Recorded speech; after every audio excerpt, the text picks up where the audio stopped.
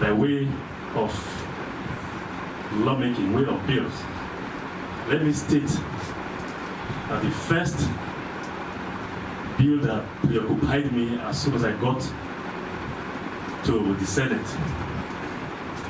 was a bill to enact law to grant legal backing to the Federal University of Petroleum Resources in Reform.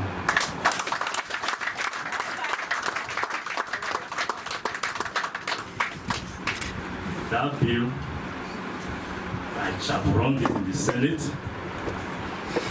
We got it passed. And I saw to it that Mr. President signed the bill into law. As we speak today,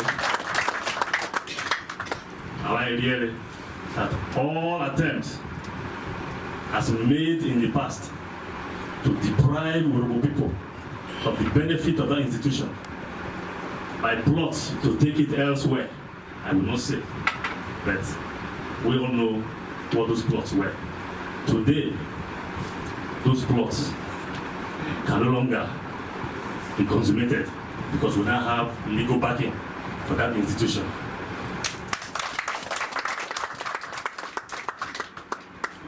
In 2019, a bill that I thought was very, very dear to my heart. Why was it dear to my heart? I realized that in every home in Urhobo land, and coincidentally in every home in Delta State, and indeed every home in Nigeria, that we have our daughters, young wives, our sisters who are students in tertiary institutions of learning. By that I mean the universities, the polytechnics, and the colleges of education and of technology. We've had so many instances where our young women are described. They are sexually harassed by their professors, by their lecturers, for no reason other than they look good. That is what God has bestowed on them. But that's not the reason they went to those institutions. They went there to acquire knowledge. But the lecturers, most times, have come to the conclusion that these students have now become the perquisites of their offices, and therefore that they're entitled to have these women at will. And for those who dare to say no in courses that ought to have been concluded within 4 years or 5 years, some of them are made to spend 7, 8, 9 years because they refuse to give in to the illicit and moral demands of these lecturers and all professors. They had a choice. If they say yes, that's the end of the matter. They got whatever grades they were promised. But the ones who said no, that they would not give in those kind of moral demands, they were either flunked or they were given very, very poor grades. This is something that goes on in every home.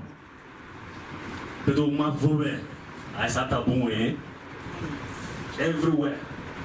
So when I got to the Senate, I felt that this was a mischief, this was a menace that had to be arrested. As a consequence of that, I sponsored this bill. This is the first time that we passed a bill that had the unanimous consent of all senators. Not one objected. Irrespective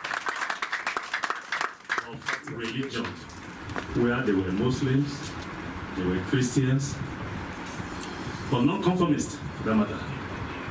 That was because I went from office to office of each and every of the 108 or 9 senators, inclusive of myself, to canvass as to why this bill should pass. and we succeeded. As we speak, that bill is awaiting the signature of Mr. President. Moving from those two bills, there were other bills I also brought to the floor that has become law. The biggest of them is the bill to amend the Electoral Act to enhance the performance of the Independent National Electoral Commission in the conduct of elections, to bring some sanity into the system, so that there will be accountability, so that those who were actually elected and sent by the citizenry, the electorate, will be the ones to go there and therefore come back like this to render account. Because if the people are not elected, if impunity is allowed to continue, if they're just allowed to just buy INEC, use thugs, force INEC to declare results, they have no need, no use for coming back to render account to anybody, inclusive of occasional rulers. So to arrest all of these menace, I decided that I should push for the enactment of these reforms.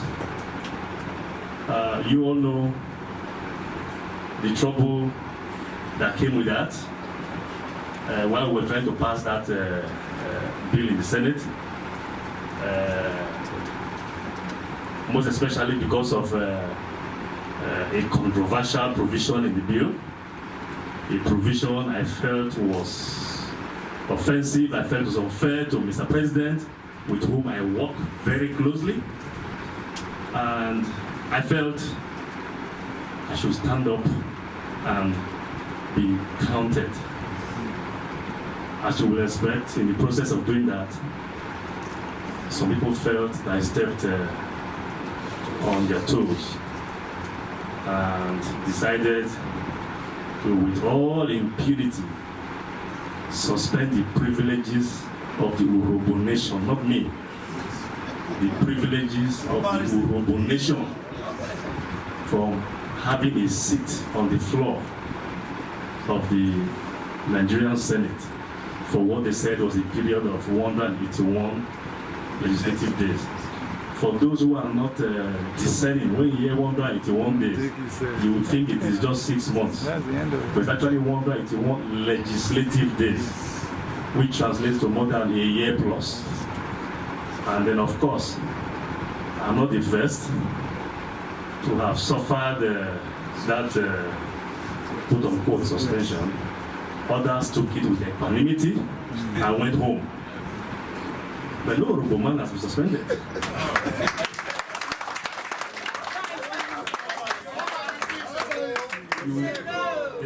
They suspend other people and they go home and wait out and serve out that penalty. But I suspended Urhobo. And I'm sure you all know what transpired. The rest is history, as you say. The most important thing I should report here is as a consequence of that fight, we were able to shut down that process that I felt was unfair, unacceptable, and targeted at Mr. President with whom I worked. Now that bill has been cleaned up, removing what we call in law the poison pill. We cleaned it up and we brought a bill that's acceptable to me, who wrote the bill in the first place, acceptable to all of us in the Senate. We've gotten the House of Reps to also acquiesce, and the bill now is not before Mr. President. Any minute now, that bill should be signed into law. Moving from that, I also co-authored another bill to also address challenges within the electoral system, because we felt that there's so much impunity, people commit electoral crimes, and penalties not imposed. We therefore co-authored another bill called the Electoral Offences Commission Bill. That Electoral Offences Commission Bill is like the EFCC Act. It's like the ICPC Act. We have chosen not to allow electoral offenses to be treated like just any other crime. We made it a specialized crime to go before a specialized court, to be prosecuted by a specialized arm in the Federal Ministry of Justice. That bill should also be coming from Mr. President very soon for a signature, and I'm confident it will sign because I ran every provision of that bill with him, clause by clause, and he's happy with it. And when it comes, he will sign it.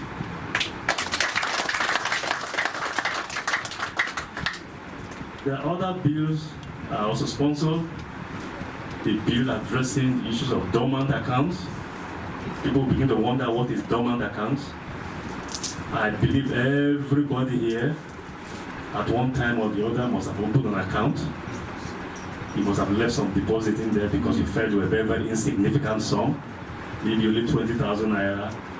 It may be in the year let's say 1988 or 1980, 20,000 naira, you left it. But that 20,000 naira has been generating interest. It is not being used by the bank. After they have aggregated all of those kinds of amounts in all of the banks where the owners did not show up, we have decided to address that by way of what we call a dormant account bill, so that the banks do not, by default, become the owners of that money. Rather, that they should reach out by way of notice to the owners to the extent that they can be traced. If they're not able to trace them, rather than become property of the banks, let it become what we call bona vacantia, properties of the state. Let the state not use the money to either give us roads or give us, basically give us infrastructure. Yes. That bill also should come very soon before Mr. President for his signature. There are also challenges we saw in the jurisdictional enactments of the Court of Appeal and the National Industrial Court. We felt required redress. I also brought a bill, in fact 2 separate bills, amending those two enactments, the Court of Appeal Act and also the National Industrial Court Act. I've also been a co-sponsor of so many other bills, too numerous to mention. Motions, I brought several, including contributing to so many. But frankly, I must confess, as a lawyer, knowing the efficacy or non-efficacy of motions, motions are merely advisory, they are not binding, so I'm not the biggest fan or a big fan of motions. I believe in bills to become acts law. But all the same, to the extent that is required of me, I also contributed a sizable number of those motions. Now, that is just one prong of my responsibility as a senator. It is also expected of me that I participate, that I ensure that the dividends of democracy is also brought to our people here. And the way to do that is to participate in the budgetary process.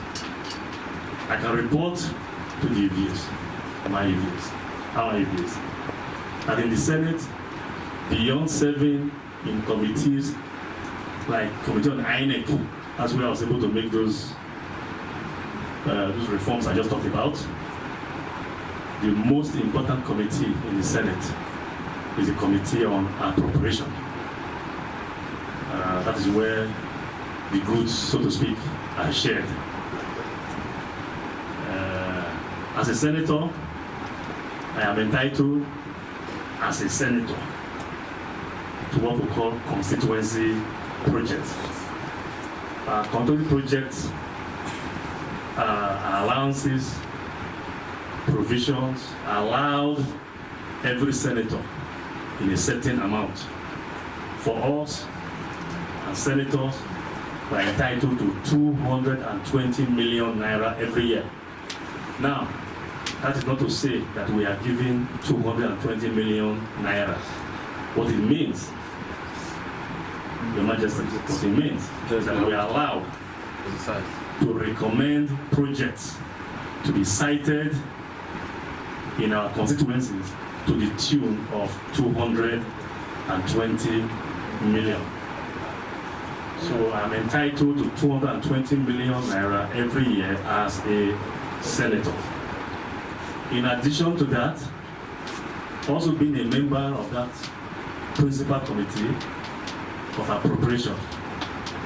I'm not supposed to say this publicly, but I'm entitled to certain privileges that enables me to also recommend projects to be cited in my constituency over and beyond what I'm entitled to as just a senator.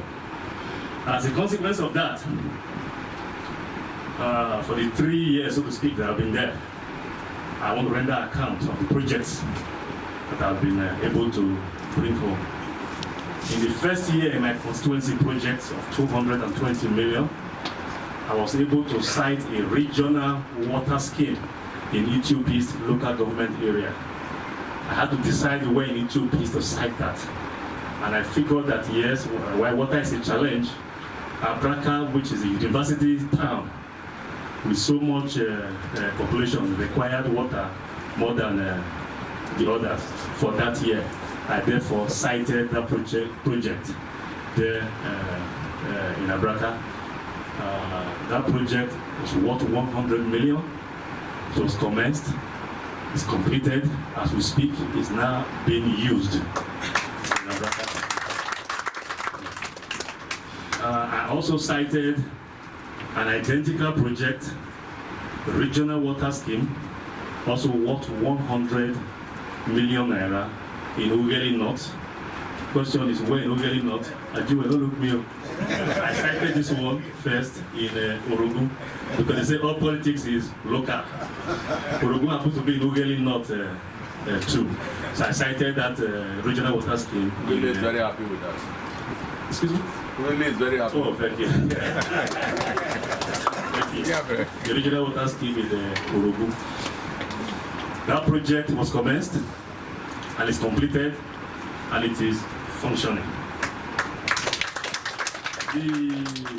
The 20 million naira on top, I used it to provide street lighting in one of the streets in Efron, GRA. 20 million solar powered lighting. That's for the first year. Then the second year, I'm also entitled to the same amount of money, 220 million naira, by way of constituency project. I went ahead and I cited the same regional water scheme valued at 100 million naira. This time I cited it at Iwu, here in Ughelli South. That project was commenced, completed, and as we speak, it is functioning. That is 100 million naira. Moving from there, I cited an identical project, a regional water scheme, valued at 100 million naira. I cited that one at Alaja in Udu Kingdom. That project is commenced and is completed and is functioning. Moving from there, as a member of the Committee on Water Resources, they also made available to me the sum of 100 million naira, which are also used to site an identical water scheme worth 100 million naira, this time in Uruweru. Am I right? Yes. Uruweru, also in Uju local government. Then, in addition to that, I also provided street lighting, moving beyond water now. I provided solar-powered street lighting also in Abraka, also in Igu, the Little Beast. I also provided street lighting in Jekimoni, in Sapele local government. I provided the same street lighting in Ibada, Ilume, in Ibadamukwe, in also Sapele local government area. We have the Sanubi Urogun Road that I did, not the World Consulting Project, but by virtue of my membership of the Committee on Appropriations. For those who are familiar with that road, the road has now been done, you know. We also engage in the supply and installation of dental and medical equipment to the General Hospital at Ugeli, or Marere Hospital, as it's called. We did upgrading of existing town distribution network, TDN, and construction of transformers in Ugeli main town. We did that in Ugeli North. We also did the installation of solar street lights in Igun, like I said. We did construction of solar-powered water schemes at Ofori in Agbaro. We did at Ugeli North. We also did a water scheme, which is at Urugun in Ugeli North. This one is a very, very crucial one.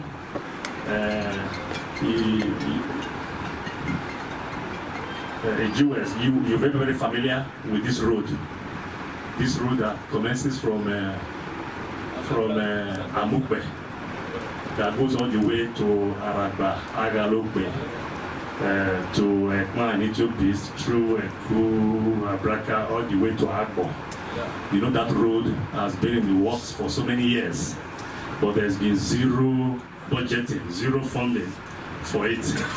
The first thing I did, one of the first few things I did when I got to the Senate, in collaboration with the Uroje of Ogbe, was to address this very issue.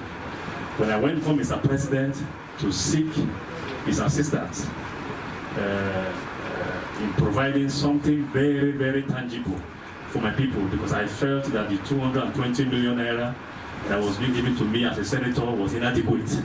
I had to make a personal appeal to Mr. President. It was difficult because of the challenge in funding at the time. He was not prepared to start anything new. I have gone there with a project I thought would be beneficial to Mr. President, beneficial to the Yoruba people, the Shekiri people, and the Ijaw people. I wanted to do this from this PTI. I wanted to dualize it to that Ekpan junction all the way to MPA, going through that is Warisa Play Road there. But at that time, of course, I don't know if the federal government the state government was doing it, but we know what happened to that road.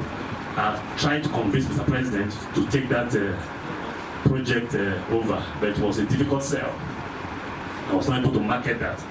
But because Mr. President was bent on helping me, he finally agreed I should bring another project. And I met with the Oroje of Ogbe, and we made that road, which is very, very dear to him. We made that project available to Mr. President, and Mr. President approved 5 billion naira for me. That is by virtue, I won't say my membership of any of the committees, by virtue of my personal relationship with Mr. President. That road, as we speak right now, there are two sectors. There's Sector 1. Sector 1 starts from Iwu in Edo State and terminates in Agbo. The Y sector 2 starts in Amukbe to terminate in Agbo as well. What we did was, having gotten the approval of Mr. President to fund this road, we now had challenges with our people who were pushing for compensation. It was a very, very serious challenge, but the Oroji Efokwe rose to the occasion and he was able to assist, and we got that matter resolved. That road that traverses Okwe local government, Sapele local government, Ethiopia East local government. There's also Sanubi in Ugele North, Sanubi Zorogu, which is sandwiched between Ethiopia East and Eku. So we in Ugele North, we also benefit from that road, and then of course Ethiopia East. And then after it goes to Delta North. That road, as we speak right now, is being rushed. You know, I brought that road. But in addition to that, I made sure that the company, they were going to site a corporate headquarters. And they were going to site it in Agbo. I'm sorry, Agbo is in Delta State, I respect that. But I was not elected to represent Delta North. So I fought to ensure that that corporate headquarters for the entire southern Nigeria is located. After speaking with Oroji, one of his chiefs provided the land. The corporate headquarters is almost complete. I believe it's almost complete. Is it complete? Almost, right? Yes, close to completion. Just near Agalope there. By the time that corporate headquarters is completed, you can imagine the employment opportunities that will come, because every road construction taking place in southern Nigeria, not just Delta State, they're going to be operating from that very place. So this is one major project that I brought to the state. Solar power street lighting at Agalope. Then we have the one at Ibadamukwe, Ejikimoni in Sapele, Uruweru Road, like I said, installation street lighting at Uruweru Road. Oh, this is street light at Uruweru, sir, in addition to the regional water scheme. Then we also have solar street lighting at Urede, Ehere, Eruvi quarters to Egbo quarters. This must be in Uruweru. That too is already completed as well and functioning. We have the same installation of street lights at Ubono Orugu. It's also installed and functioning. There's a construction of a mini basic sports stadium that I cited at Urugu Grammar School. That is under construction. We also have water supply scheme again with pipes network at the Ugeli main market. The market there, because they didn't have water. There used to be a borehole there, but it was not functioning. So I decided to put a solar powered water scheme just for the market women. When I went there, they complained. So that is already completed and is functioning. I also provided a block of 6 classrooms with toilets at Ohoro. That's Ohoro Grammar School. I assume that's in Uweru as well. Then, of course, I also constructed a block of 6 classrooms with 6 toilets at Ubono Primary School. And then we also have construction of 6 classrooms and 6 toilets at Ureko Primary School. Really, that one is under construction. And then now it's another very, very big one. I also attracted the Songhai modern project. The Songhai. We know that the Songhai one in Sapele. We are replicating that in Delta State through the instrumentality of the Office of the Niger Delta River Basin Authority. This one is deliberate because I have insider information that there's a very good chance they could turn it to a higher institution. The federal government is decided to site that one right there too. Land has been provided. I believe very soon we will start work on that. And then we have irrigation, a small-scale irrigation project, I think for fisheries and so on. I have that in both Urugu and also Iwu. I've also included funding for the Isiokolo irrigation project. Then we have installation of solar street lights at Ufu, also in Ethiopia East. It's already completed and functioning. Then we have installation of street lights at Efruto. This one has not commenced, but it's in budget. I should come anytime. I'm looking forward to it. I did that because of it. We have the same at Ebo in Urugu. And we have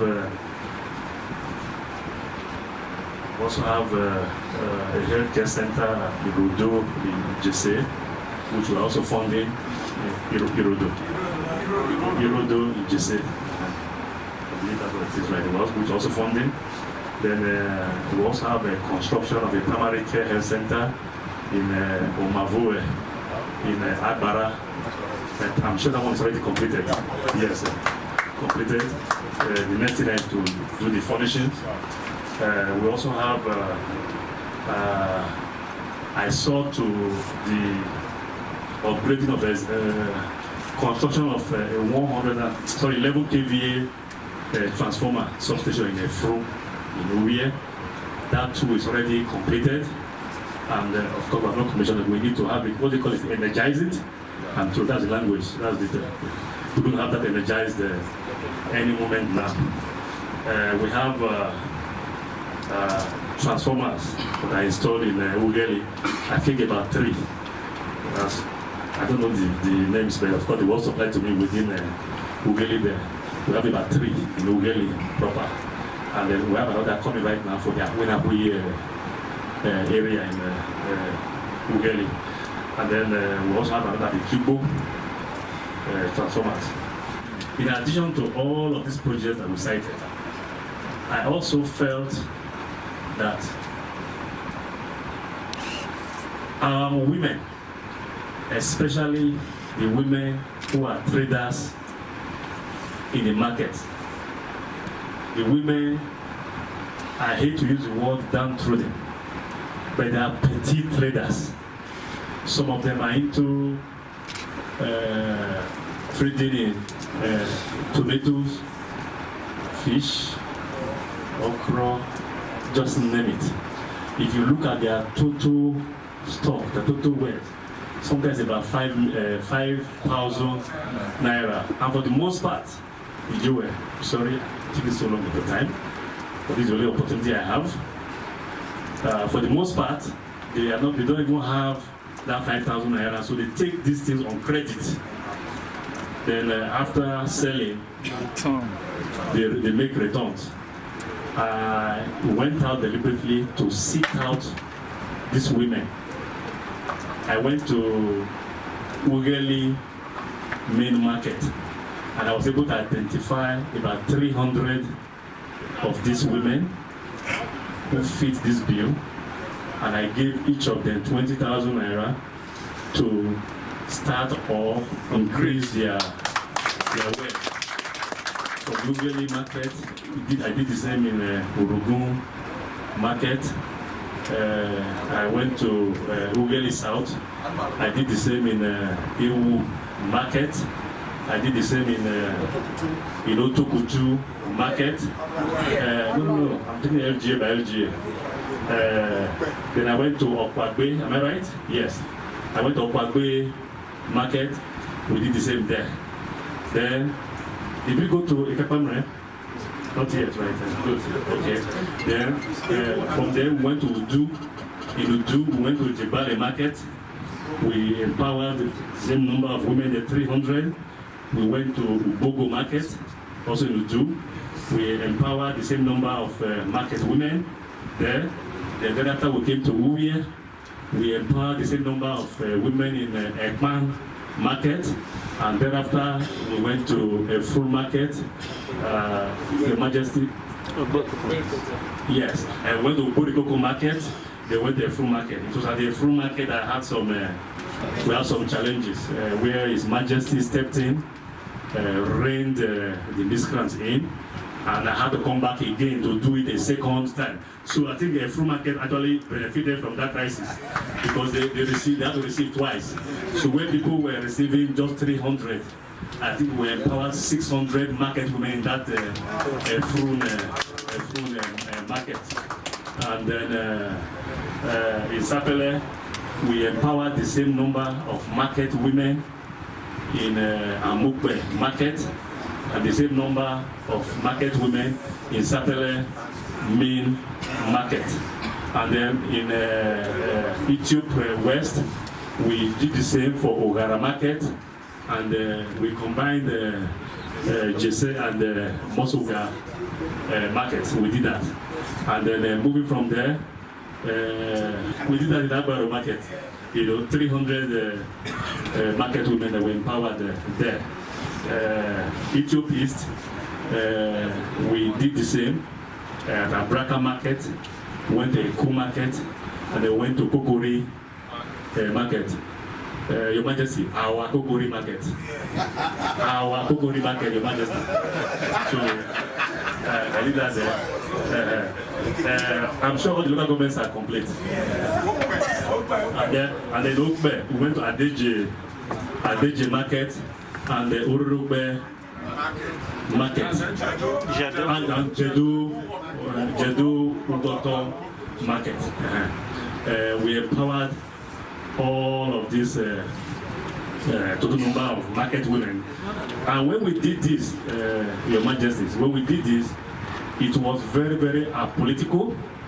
All I needed to know was that one, they are Urobo people, they are traders, and their wares were below 5,000 naira. It didn't matter whether they were members of my party, the APC, or members of PDP, or members of any other political party. All that matters to me is that they are Urobo people.